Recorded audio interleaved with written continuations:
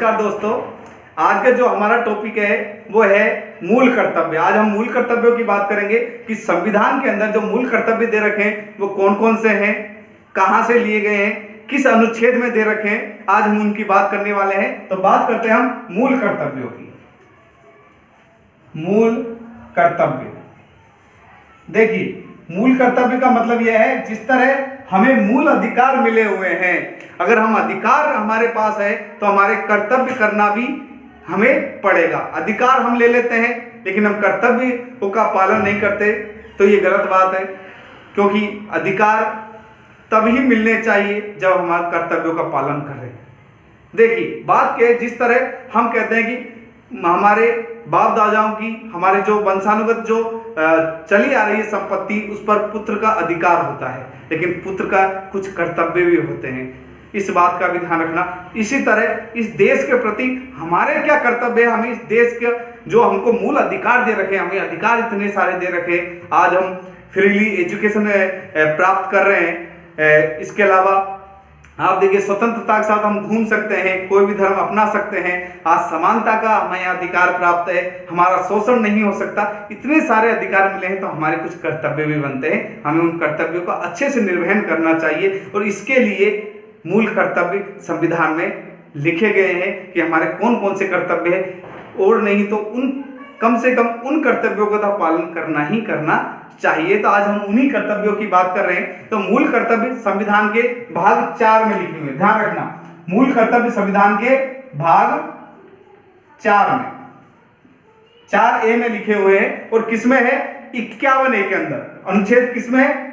51A में, या हम कह सकते हैं 51K, ये भी कह सकते हैं। इसके अंतर्गत मूल कर्तव्य संविधान में वर्णित है।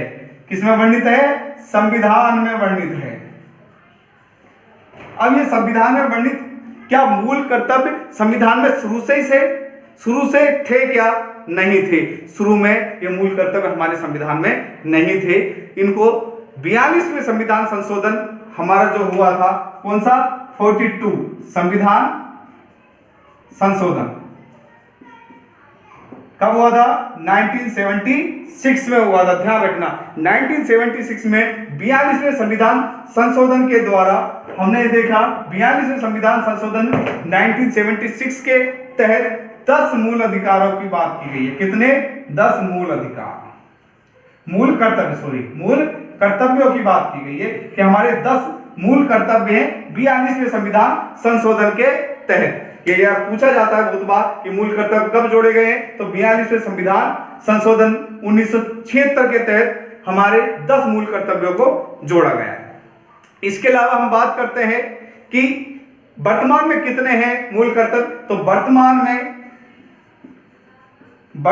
में 11 मूल कर्तव्य हैं। कितने? 11 मूल कर्तव्य हैं।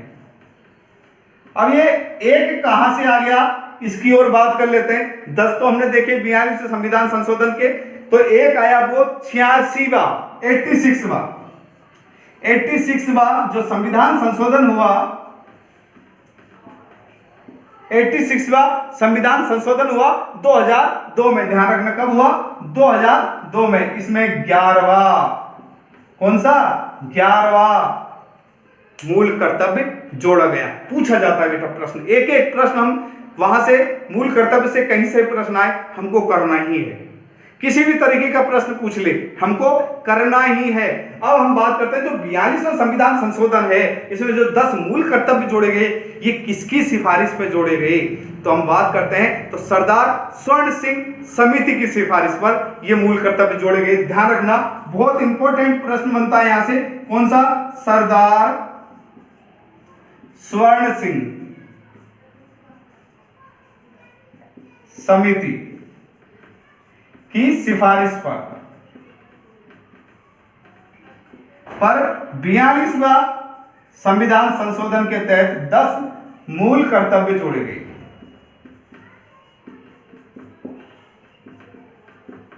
सरदार स्वर्ण सिंह समिति की सिफारिश पर 42वें संविधान संशोधन के तहत 10 मूल कर्तव्य हमारे जोड़े गए। और जो ये मूल कर्तव्य है ये कहां से लिए गए हैं? किस संविधान से हमने लिए हैं? तो ध्यान रखना ये मूल कर्तव्य सोवियत संघ रसिया से लिए गए हैं, रूस से लिए गए हैं। तो ये कहां से आए? सोवियत संघ से आए हैं। सोवियत संघ रूस के संविधान से लिए गए हैं। ध्यान रखना, इंपॉर्टेंट प्रश्न ये भी बनता है, इंपॉर्टेंट प्रश्न यहां से भी बनता है, इंपॉर्टेंट प्रश्न आपके यहां से भी बनता है और इंपॉर्टेंट प्रश्न यहां और यहां भी बनता है। एक एक प्रश्न आपके इंपॉर्टेंट है इसमें।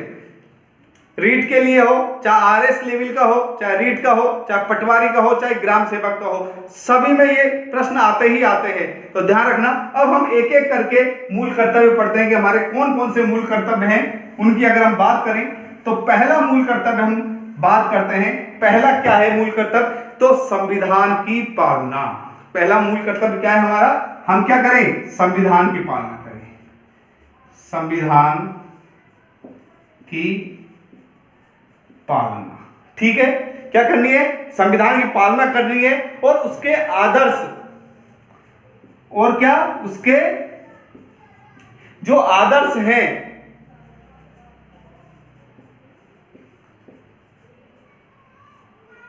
उनके आदर्शों की भी हमें पालना करनी है। इसके अलावा जो संस्था है, जो राष्ट्रीय संस्था है, वो राष्ट्रीय ध्वज है, राष्ट्रीय ध्वज है, उसका राष्ट्रगान है। तो संविधान की पालना करनी है, उसके आदर्शों की पालना करनी है, राष्ट्रीय ध्वज का सम्मान करना है और राष्ट्रगान का क्या करना है? सम्मान करना है। क्या करना है? सम्मान करना या सम्मान करें। ये पहला आपका मूल कर्तव्य है कि आपको संविधान की पालना करनी चाहिए, आपको उसके आदर्शों की पालना करनी चाहिए, हमारे राष्ट्रीय ध्वज तिरंगे की का सम्मान करना चाहिए, हमारा राष्ट्रगान का सम्मान करना चाहिए। ये पहला हुआ। लेकिन एक लोचा है, ध्यान रखना, इसमें राष्ट्रगीत शब्द नहीं लिखा हुआ है। यहीं से प्रश्न बन सकता है। क्या नहीं लिखा हुआ है? राष्ट्रगीत नहीं लिखा हुआ है। राष्ट्रगीत की बात नहीं कर रखी है, इस बात का ध्यान रखना। यहीं से प्रश्न बन सकता है। ऐसे तो कंफ्यूजन करता है कि राष्ट्रगीत की का सम्मान करना चाहिए, वो वाली बात मूल कर्तव्यों में नहीं है। स्पष्ट ध्यान रखना इस बात को, यहां से प्रश्न आ सकता है। इसके अलावा दूसरा मूल कर्तव्य की हम बात करें। पहला मूल कर्तव्य हमने देखा, दूसरा मूल कर्तव्य की बात करते हैं। क्या है दूसरा मूल कर्तव्य? तो हमें क्या करना चाहिए? हमें स्वतंत्रता के हमारे जो राष्ट्रीय आंदोलन के समय जो प्रेरित करने वाले आदर्श थे उनको हृदय में संजो के रखना चाहिए। तो क्या? स्वतंत्रता आंदोलन के समय स्वतंत्रता आंदोलन में प्रेरित करने वाले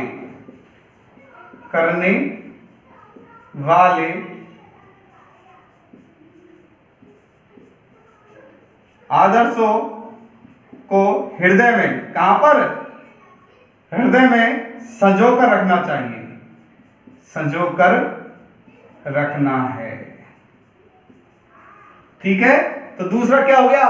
स्वतंत्रता आंदोलन को प्रेरित करने वाले जो हमारे आदर्श थे उनको हृदय में संजोए रखना है हमको। यह हमारा दूसरा मौलिक कर्तव्य है। ठीक है, इस बात को आपको ध्यान रखना है। स्वतंत्रता आंदोलन को प्रेरित करने वाले अर्थात हमको वो स्वतंत्रता संग्राम जो हुआ था उस वो आंदोलन को हुए थे, उसमें जितने भी लोग थे उनके जितने भी उन्होंने जो नारे दिए थे उनको हृदय में संजो के रखे, उनका सम्मान करें। तीसरा, सभी नागरिक देश की एकता, अखंडता और संप्रभुता की क्या करेगा? रक्षा करेगा। तीसरा क्या है? सभी नागरिक देश की एकता, अखंडता, देश की एकता, अखंडता, संप्रभुता की रक्षा करेगा। मतलब ऐसी कोई बात नहीं करेगा जिससे हमारे देश की एकता खंड होती हो, हमारी अखंडता को कोई दिक्कत आए, संप्रभुता को कोई दिक्कत आए, इस तरह की कोई भी काम नहीं करेगा। हमारा तीसरा मौलिक अधिकार, मौलिक कर्तव्य ये बात कहता है कि हमें देश के नागरिकों को क्या करना चाहिए, एकता, अखंडता और संप्रभुता की रक्षा करनी चाहिए। इसके अलावा अन्य जो हमारी बात है वो क्या है, और कौन सी बात करता है वो, तो वो कहता है, तो हमने ये देखे, इसके अलावा हम और बात करते हैं तो क्या है इसके अंदर कि देश की रक्षा करो और आह्वान करने पर राष्ट्र की सेवा के लिए तैयार हो। देश की रक्षा भी हमारा कर्तव्य है, देश की रक्षा। और जब भी आह्वान किया जाए, हमें बुलाया जाए देश की रक्षा के लिए किसी भी तरीके से, तो हमें बिल्कुल तैयार रहना चाहिए। ये हमारा क्या है, मूल कर्तव्य है। क्या रहना चाहिए, आह्वान पर तैयार रहना चाहिए। आह्वान पर क्या रहना चाहिए, तैयार रहना चाहिए। राष्ट्र की आह्वान पर हमको सेवा करनी चाहिए। ये हमारा चौथा मौलिक कर्तव्य है, मूल कर्तव्य। 4 मूल कर्तव्य मैंने यहाँ लिखे हैं, आप चाहो तो इनको प्रिंट आउट वो ले सकते हो, इसके अलावा स्क्रीनशॉट। अब हम बात करते हैं 5वें मूल कर्तव्य की, कि 5वां क्या मूल कर्तव्य दे रखा है, तो भारत के सभी लोगों को समरसता। 5वां क्या है, भारत के सभी लोगों को समरसता, क्या, समरसता, समान भ्रातृत्व, समान क्या, भ्रातृत्व, समान भ्रातृत्व। तो हम क्या रखेंगे, समरसता रखेंगे, समान भ्रातृत्व की भावना रखेंगे, और ऐसी प्रथाएं जो महिलाओं के विरुद्ध हो, जो महिलाओं के सम्मान के विरुद्ध हो, जो महिलाओं के क्या हो, सम्मान के विरुद्ध हो, जो महिलाओं के सम्मान के विरुद्ध हो, उसका त्याग करना चाहिए। उसका क्या करना चाहिए, उसका त्याग करना चाहिए। तो कह रहे हैं कि हमें समरसता बनाए रखनी है। सभी जाति, धर्म, भाषा के आधार पर किसी भी तरीके का हमें द्वेष नहीं होनी चाहिए, समरसता होनी चाहिए। हमें आपस में भाई भाई जैसा व्यवहार रखना चाहिए। और ऐसी प्रथाएं जो महिलाओं के प्रति सम्मान, उनके सम्मान को ठेस पहुंचाए, उनके सम्मान के विरुद्ध हो, उनके विरुद्ध हमें खुद को खड़ा होना चाहिए। हमें उन प्रथाओं को नहीं माननी चाहिए। इसके अलावा हमारी जो सामाजिक संस्कृति है और जो गौरवशाली परंपरा है, उसके महत्व को हमको समझना चाहिए। इसके अलावा छठा क्या है, हमें हमारी सामाजिक परंपराओं को, हमें क्या क्या, हमारी जो गौरवशाली परंपराएं हैं और जो हमारी सामाजिक संस्कृति है, तो हमें देश की सामाजिक संस्कृति, देश की सामाजिक संस्कृति, इसके अलावा गौरवपूर्ण परंपराएं, ध्यान रखना कौन सी परंपराएं हैं, गौरवशाली परंपराएं, वो नहीं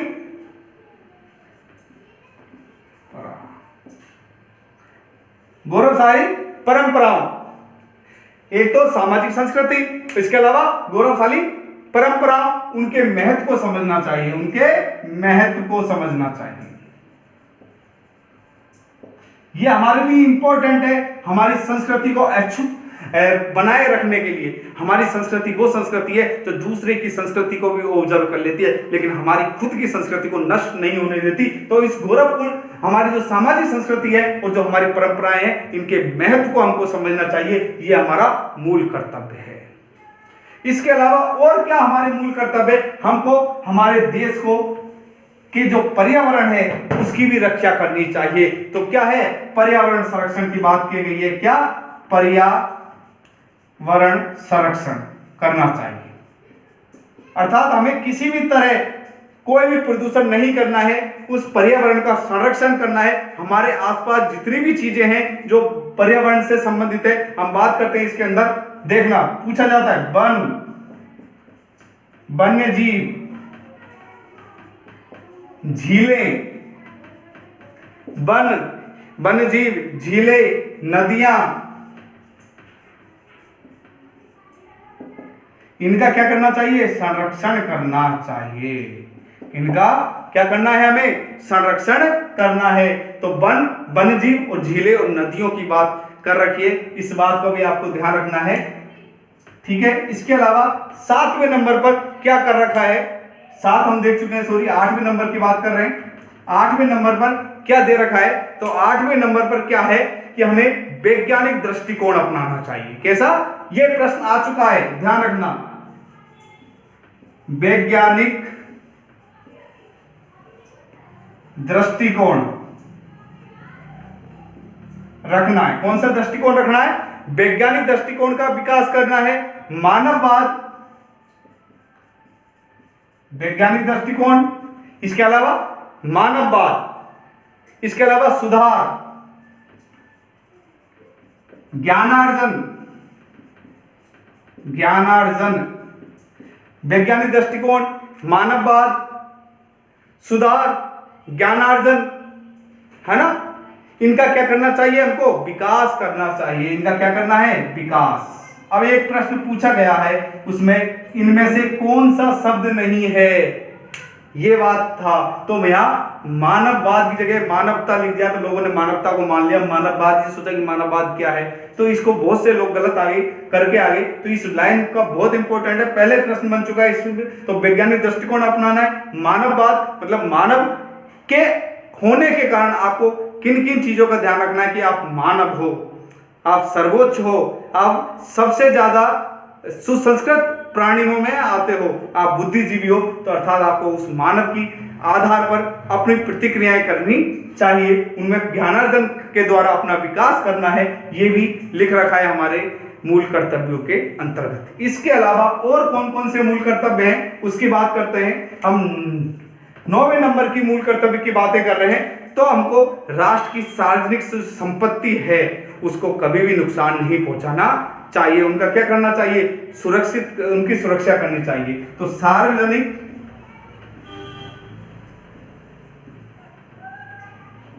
संपत्ति की क्या करनी है? सुरक्षा करनी है। सार्वजनिक संपत्ति की क्या करनी है? हमको सुरक्षा करनी है, उसको नुकसान नहीं पहुंचाना चाहिए। क्या? नुकसान नहीं पहुंचाना है।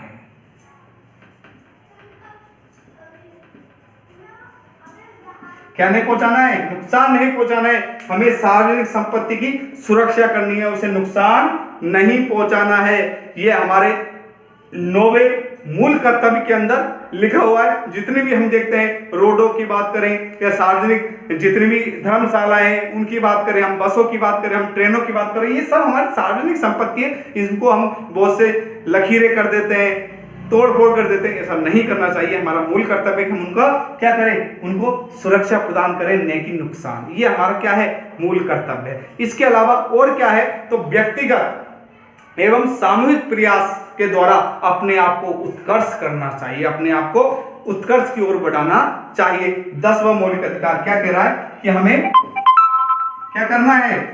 तो 10वां मौलिक अधिकार है वो क्या कह रहा है? इसके बाद हम 10वां क्या कह रहा है? सामूहिक। किस तरह? एक तो सामूहिक और व्यक्तिगत, दोनों प्रकार से, सामूहिक और व्यक्तिगत दोनों प्रकार से सभी का उत्कर्ष हो। क्या हो? सभी को अपने उत्कर्ष के लिए, अपने उत्कर्ष मतलब अपने आप को प्रतिष्ठित ऊपर की ओर लेके जाने के लिए, अपने उत्कर्ष के लिए क्या करना चाहिए? प्रयत्न करना चाहिए, प्रयास करना चाहिए, प्रयास करना है।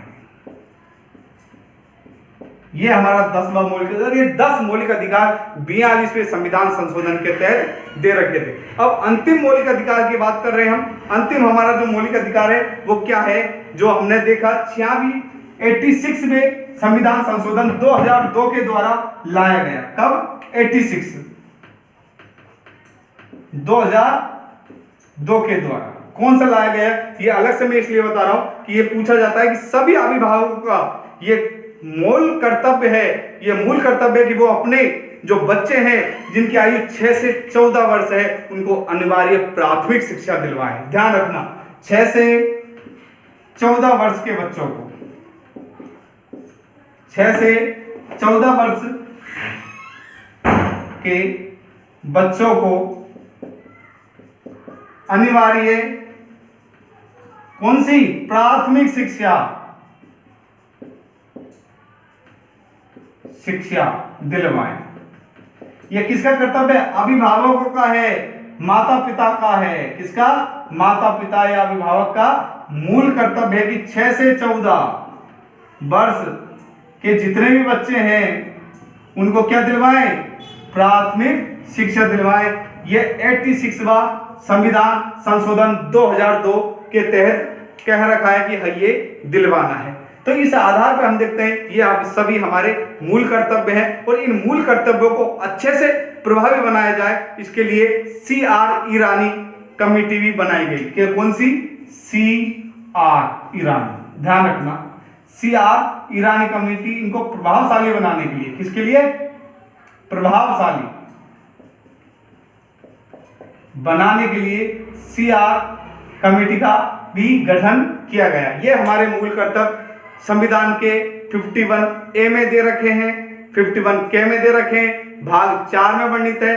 पहले 10 मूल अधिकार थे, मूल कर्तव्य थे, अब 11वां मूल कर्तव्य जुड़ गया है 2002 में 86वें संविधान संशोधन के द्वारा। आज हमारे मूल कर्तव्यों का ये टॉपिक यहीं पूरा होता है। नेक्स्ट क्लास में फिर मिलेंगे नए टॉपिक के साथ। तब तक के लिए धन्यवाद। जय हिंद। मैं समझता हूँ आप लोगों को अच्छे से समझ में आया होगा।